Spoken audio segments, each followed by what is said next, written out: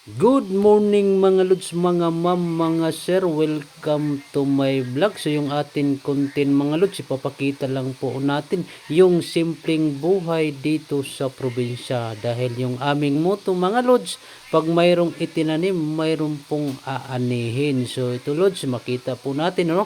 So mayroon na pong nakabilad na palay na kung saan pag ito'y natuyo, ito'y tinatawag na matigas na yung kanyang butil, pwede na pong itong ipagiling. So wala na pong problema pagdating sa bigas o sa pagkain, ano.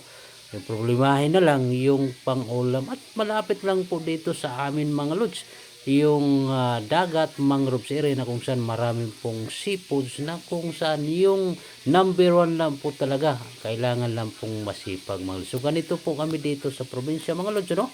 So simpleng buhay, basta mayroon lang makain, dahil rin po sa kasipagan ng mga tao sa probinsya. Kaya yun lang po ang aming